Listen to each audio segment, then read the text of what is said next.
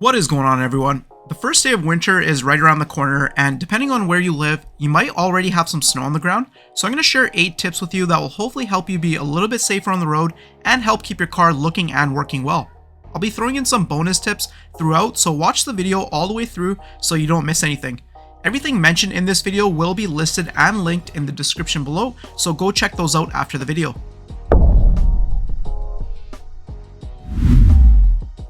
Tip number 1. In my opinion, the single most important thing you can do is install a dedicated set of winter tires. Winter tires are going to be the safest option and definitely something I would not be going without.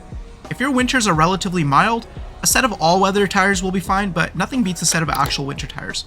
Bonus tip. I recommend getting a set of separate winter wheels to go with your winter tires because not only will it become a lot easier to do a winter swap over, but you'll save your nice wheels from becoming damaged by the salt, and it'll be cheaper in the long run as you'll pay a lot less at the shop to have them changed over each season. Another bonus tip.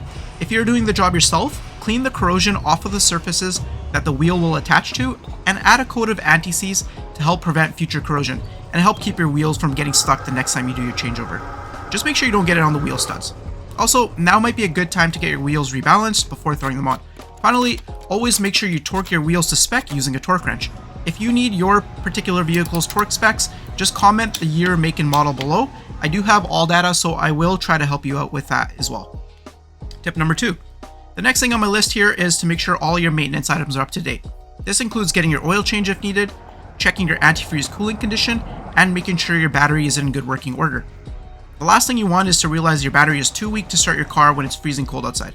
Even worse, you can cause some serious damage to your engine if your antifreeze isn't properly equipped to handle the freezing temperatures. You can check your antifreeze coolant by using a tester like this. Just make sure the engine is completely cold before checking. Bonus tip. If you live in extremely cold climates, make sure you use a block heater and always make sure you know where it is before winter hits.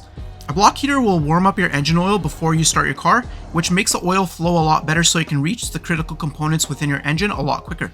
Another bonus tip. I recommend going with a full synthetic oil in your car. It's a bit more expensive to begin with, but a lot better in the long run. Synthetic oils have been proven to flow a lot better in extreme cold climates when compared to conventional oil. All of my personal cars run Pennzoil Platinum Ultra Synthetic. They're not sponsoring this video or giving me any kind of incentive. I just think it's a really good oil. Tip number 3.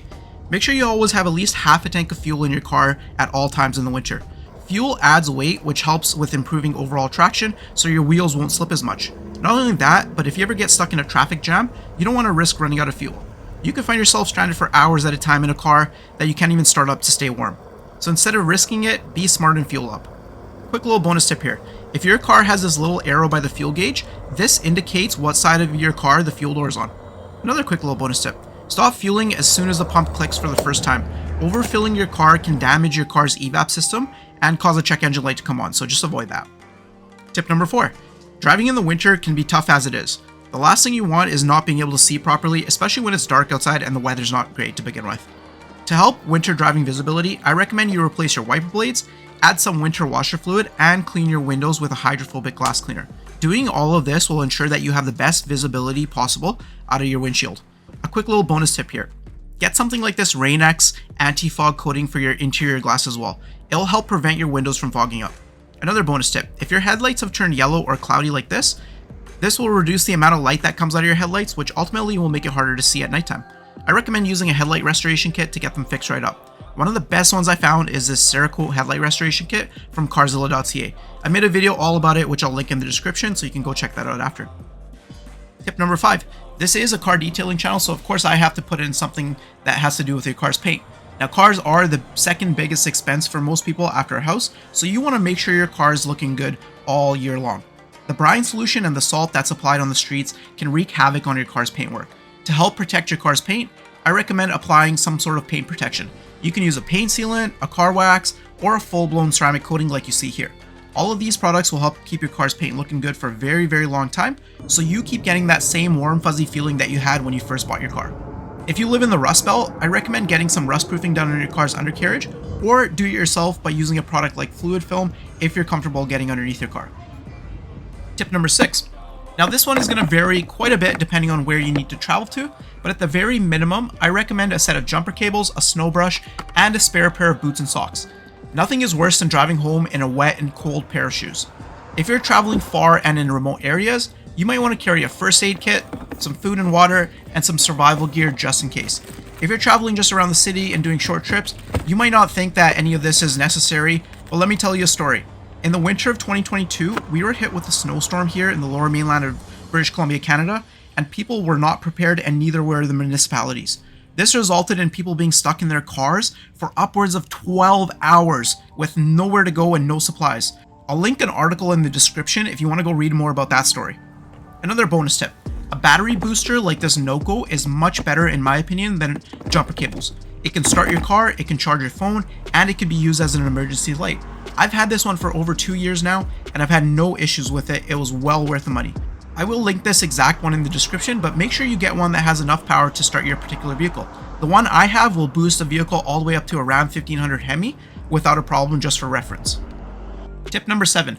Winter is by far the worst time of year when it comes to rodents like mice and rats getting into your engine bay. They like going up there and building nests because the engine bay is nice and warm. The problem is, rodents like to chew things and things can get very expensive in your engine bay. I suggest getting a bottle of peppermint essential oil and mix 1 ounce of it into a 32-ounce spray bottle with some water. And then once per week, open your hood and mist some all over the place. Spray some in your front wheel wells as well, because this is where the rodents like to climb up the tire and get into your engine bay. Rodents do not like the smell of peppermint oil, so doing this will hopefully help to keep them out and hopefully help to save you from a costly repair. I will link the exact peppermint oil I use in the description of the video so you can go check that out. Tip number 8. To help prevent your car's doors from freezing shut this winter, apply some silicone spray to these rubber weather strips. There should be a weather strip on the body side and on the door side. Apply the silicone spray to both sides for best results. Using the nozzle that came with the bottle, spray some into the lock cylinders around your car. This will keep them operating smoothly and prevent those from freezing up as well. Bonus tip. While you're here, spray your door hinges with the silicone spray. This will help keep the water away and help prevent corrosion. Another bonus tip. Spray some silicone spray in the window channels like this.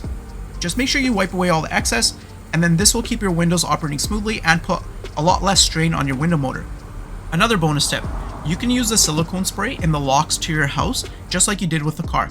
This will keep them operating smoothly as well. There are so many different silicone sprays in the market. I'll link a few in the description below. If you have any of your own tips that I didn't mention here, be sure to comment them below so other people can see them. Also, comment and let me know which one of the tips you found to be the most helpful. I made this video to hopefully help someone have a better winter driving experience, so please share this video with anyone you think could benefit from the information I provided. If you found this video helpful, I have one small favor to ask. Please help me out by liking, commenting, and subscribing. Doing this really does help with the YouTube algorithm and will help push this video out to more people that could benefit from it. That being said, I really do appreciate each and every single one of you, so thank you so much for watching. I'll see you on the next one.